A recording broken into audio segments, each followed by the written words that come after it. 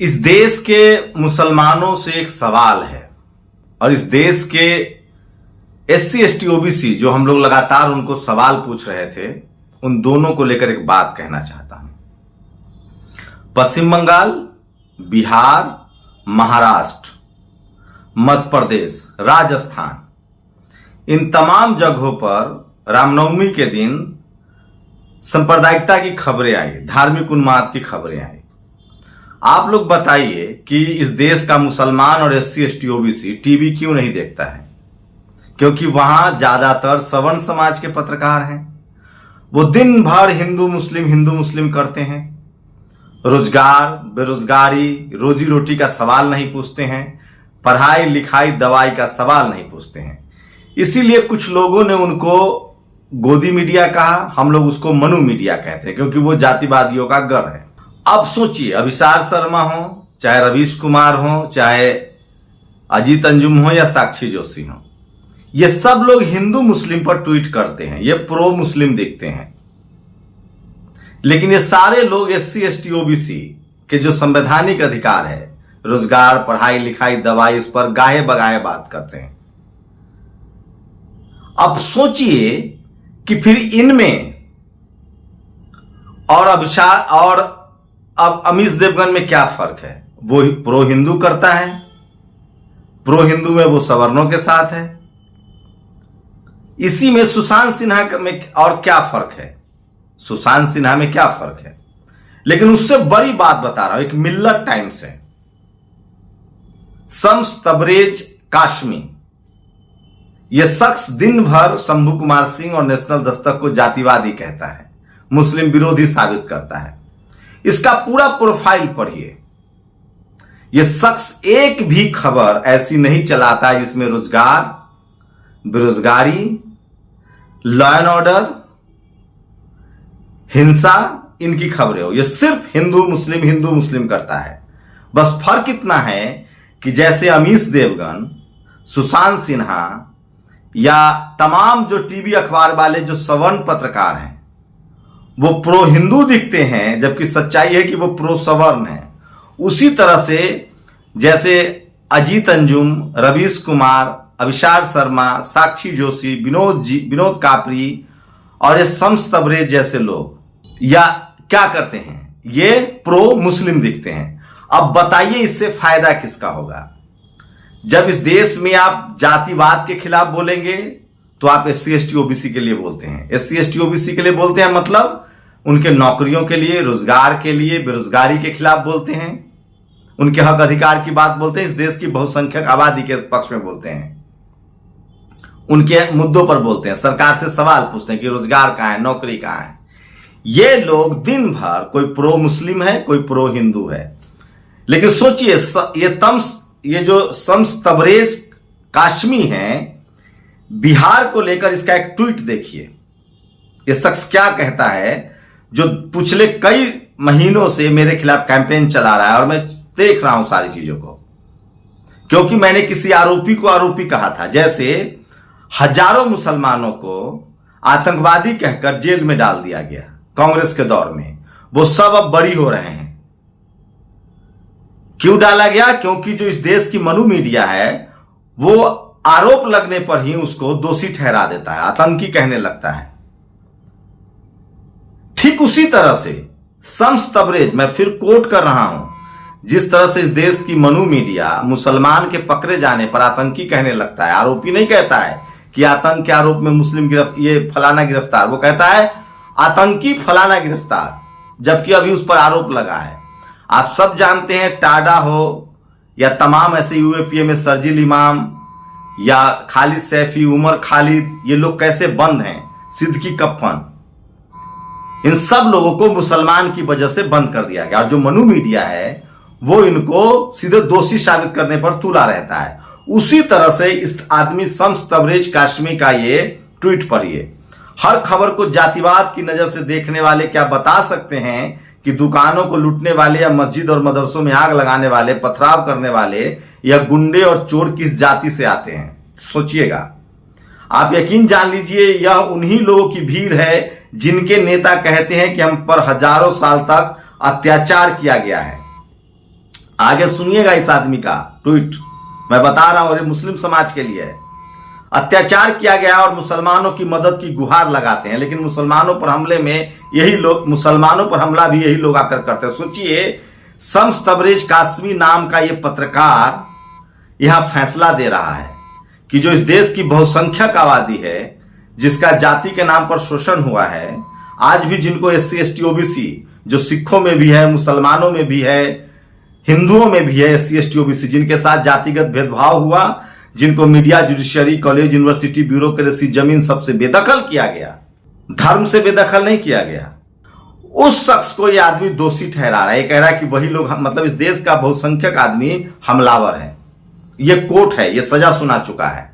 ये इस आदमी के पेज पर जाइए, मिल्लत टाइम्स के पेज पर जाइए, इसके पेज पर जाइए, एक बार भी ये SC ST OBC नौकरी, बेरोजगारी की बात नहीं करता है। ये शख्स ताना दे रहा है कि हम लोग SC ST OBC इस देश का मुसलमानों से मदद मांगता है। जी बिल्कुल मदद मांगता था, क्योंकि इस देश के मनुवादियों ने, और वो जो मदनी कह रहा था रामलीला मैदान में कि आदम और मनु दोनों एक ही हैं, तो इस देश के जातिवादियों ने, मनुवादियों ने, ब्राह्मणवादियों ने किस तरह से इस देश के SC ST OBC को उनकी संपत्ति हड़प ली, उनको पढ़ने लिखने नहीं दिया, उनको धर्म के नाम पर ठगा। यह शख्स सरेआम इस देश की बहुसंख्यक आबादी को दंगाई कह रहा है।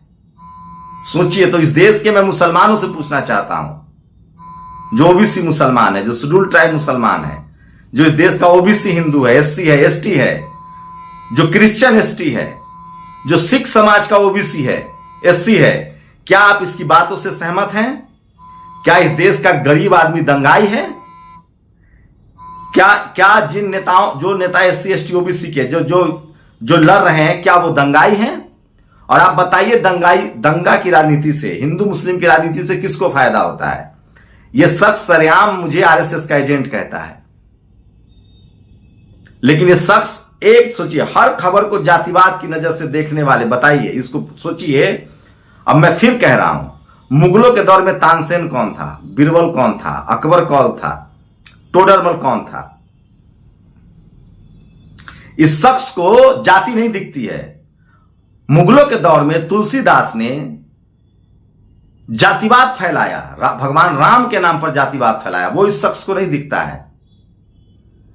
मतलब सोचिए, हम लोग नैसर्गिक न्याय के पक्ष में, हम लोग चाहते हैं कि कोई धार्मिक रूप से अल्पसंख्यक हो या जातिगत रूप से पीड़ित हो। यह शख्स सोचिए, 2500 सालों से जातिगत इस देश में शोषण चल रहा है, उसको यह शख्स इनकार कर रहा है। और 1920-31 से जो सांप्रदायिक दंगे शुरू हुए, उसको यह मूल एजेंडा कह रहा है, और वो उसमें शामिल भी है। इस शख्स के खबर में एक बार भी आपको मुसलमान SC ST के, मुसलमान OBC ST के लिए आपको खबर नहीं दिखेगी, उनके नौकरी के लिए आपको खबर नहीं दिखेगी। यह शख्स दिन भर हिंदू मुस्लिम करता है। एक और ट्वीट पढ़ाता हूं उससे आगे। यह शख्स ने, इसने जो जिस तरह से दोषी ठहरा दिया, यह PPV है, यह कह रही है बिहार शरीफ और सासाराम दंगे में 54 नाबालिग लौंडों की गिरफ्तारी हुई। मुझे पूरा भरोसा है कि ये सब OBC और SC ही होंगे, फिर भी इन्हें कोई फुट सोल्जर बोल दे तो OBC लिबरल प्रजाति को बुरा लग जाता है। तो समझिए कौन सा थर्मामीटर है। ये ठीक वैसे ही है जैसे उस तरह के लोग कहते हैं, संघी कहते हैं कि हम कपड़ों से पहचान लेते हैं, प्रधानमंत्री कहते हैं कपड़ों से पहचान लेते हैं। ये लोग दंगाइयों को, SC ST OBC, मतलब इस देश के बहुसंख्यक समाज को, मैं फिर कह रहा हूं, इस देश में SC ST OBC हर धर्म में है, मुसलमानों में भी हैं, सिखों में भी हैं, इन तमाम लोगों को यह शख्स दंगाई कह रहा है, बिना किसी जांच के, बिना किसी सबूत के। जबकि हम लोग लगातार कह रहे हैं कि इस देश के बहुसंख्यक आबादी को, SC ST OBC को सांप्रदायिक दंगे से दूर रहना चाहिए, जातीय हिंसा से दूर रहना चाहिए। अब बताइए, हिंदू मुस्लिम टीवी वाला दिन भर क्या करता है? प्रो हिंदू बन के राजनीति करता है, उससे फायदा किसको है? और यह शख्स दिन भर प्रो मुस्लिम बन के हिंदू मुस्लिम करता है, फायदा किससे है? मैं फिर कह रहा हूं, जो भी इस देश में, चाहे वो किसी जाति का हो, किसी धर्म का हो, अगर वो दिन भर, सोचिए, चाहे वो आपको दिखेगा, लगेगा कि ये तो प्रो मुस्लिम बोल रहा है। आज सच है कि आज मुस्लिम समाज धार्मिक रूप से उनको परेशान किया जा रहा है, लेकिन क्या इसको लेकर आप इस देश की बहुसंख्यक आबादी को दंगाई कह देंगे। ये सर्टिफिकेट किसने दिया आपको? मैं आज भी कह रहा हूं, इस देश की बहुसंख्यक आबादी सेकुलर है, संवैधानिक रूप से चलता है, संविधान को मानता है। ये मुट्ठी भर लोग हैं जो धर्म के नाम पर लोगों को भड़का रहे हैं। कुछ लोग जो प्रो मुस्लिम दिखते हैं और कुछ लोग जो प्रो हिंदू दिखते हैं। इन दोनों से सावधान रहिए। धर्म के नाम पर जो राजनीति कर रहे हैं उनसे सावधान रहिए। अपने रोजगार, अपने बच्चे को समझाइए और सोचिए। मैं फिर कह रहा हूं, धर्म के नाम पर किसका फायदा है? रवीश कुमार हो, चाहे साक्षी जोशी हो, चाहे विनोद कापरी हो, चाहे अजीत अंजुम हो, चाहे शम्स तबरेज जैसे लोग हों, ये धर्म के लाभार्थी हैं। जिस धर्म में भी हैं, धर्म के भी लाभार्थी हैं और ये जिस जाति के, उस जाति के भी लाभार्थी हैं। और इसीलिए ये सांप्रदायिकता में भी SC ST OBC को बदनाम कर रहे हैं और SC ST OBC को धार्मिक रूप से भी कुछ नहीं मिला है। मैं फिर क्लियर कर दूं, इस देश में बहुसंख्यक आबादी SC ST OBC की है। वो सेकुलर है, वो संविधान मानता है और वो सभी धर्मों में है। सिख समाज में भी SC ST है, OBC SC है, मुसलमानों में भी है। अब इस शख्स के ट्वीट से आप क्या लगाएंगे? इस शख्स का ट्वीट देखिए। मैं तो तस्वीरें, पत्रकारिता का एथिक्स कहता है कि आप किसी भी तरह के जातीय हिंसा, सांप्रदायिक हिंसा की तस्वीरें नहीं दिखाएंगे, उसको हाईलाइट नहीं करेंगे। उस खबर को, दंगों को रोकने का यही तरीका होता है कि उसको फैलने न दिया जाए, उस पर उसको खबर को एक्सपैंड न किया जाए ताकि और जगह हिंसा भड़के। लेकिन ये शख्स सरेआम पूरे दिन हिंदू मुस्लिम, हिंदू मुस्लिम, हिंदू मुस्लिम करता रहता है। जैसे मनु मीडिया हिंदू मुस्लिम, हिंदू मुस्लिम। बस फर्क इतना है, ये प्रो मुस्लिम दिखता है, वो प्रो हिंदू दिखता है। ठीक उसी तरह से जैसे इस देश का टीवी अखबार प्रो हिंदू तो दिखता है लेकिन SC ST OBC के खिलाफ है, उसी तरह से शम्स तबरेज जैसे लोग प्रो मुस्लिम तो दिखते हैं लेकिन इस देश की बहुसंख्यक मुसलमान जो OBC और ST है, उसके संवैधानिक अधिकारों पर ये लोग बात नहीं करते हैं। जिस पर रवीश भी नहीं करते हैं, अविशार भी नहीं करते हैं। आपको बता दें कि अजीत अंजुम जी भी नहीं करते, साक्षी जोशी भी नहीं करती हैं, विनोद कापरी भी नहीं करते, क्योंकि वो दोनों रूप से लाभार्थी हैं। उसी तरह से शम्स तबरेज उसी तरह से दोनों रूप से लाभार्थी है। धर्म के रूप में भी लाभार्थी है, जाति के रूप में भी लाभार्थी है। जैसे अमीश देवगन हो या फिर सुशांत सिन्हा हो या फिर ये तमाम जो सवर्ण पत्रकार हैं, जो धर्म की भी लाभार्थी हैं और जाति के भी लाभार्थी हैं, उसी तरह से शम्स तबरेज जैसे लोग भी धर्म के भी लाभार्थी हैं और जाति के भी लाभार्थी हैं। और ये सांप्रदायिक दंगे में इस देश के बहुसंख्यक गरीबों पर ताना भी मार रहे हैं और उनको आरोपी ठहरा रहे हैं। जबकि वहीं RJD सारन ने ट्वीट किया है, उसके पोस्ट ने ट्वीट किया है, देखिए, कि दलित, महादलित, पिछड़ा, अति पिछड़ा, भाजपाई दंगों के पोस्टर बॉय ना बने, शिक्षा, उद्योग, खेल और सामाजिक क्षेत्रों के पोस्टर बॉय बने, वरना और बर्बादी और कुंठा के लाखों उदाहरण सामने। सोचे कि बहुजन ही हमेशा दंगों में आरोपी क्यों रहते हैं। ये समझा रहे हैं और ये शख्स रिजल्ट सुना रहा है कि ये लोग दंगाई होते हैं। मतलब इस देश का SC ST OBC दंगाई होते हैं। वही नहीं, ओसामा शेख नाम देखिएगा, ये भी मुस्लिम समाज में धर्म और जाति दोनों का लाभार्थी है। ये कहता है, प्रोफेसर दिलीप मंडल आपके साथ क्या भेदभाव हुआ था, बताओगे क्या? आज सोचिए, ये SC ST OBC के साथ हुए भेदभाव को जानता तक नहीं है। आप कल्पना कर सकते हैं। मैं फिर कह रहा हूं, इस देश में जातीय हिंसा, सांप्रदायिक हिंसा, इन दोनों के खिलाफ इस देश के SC ST OBC को खड़ा होना चाहिए, क्योंकि इससे आपके बच्चों का, आपकी नस्लों का भविष्य खराब होगा।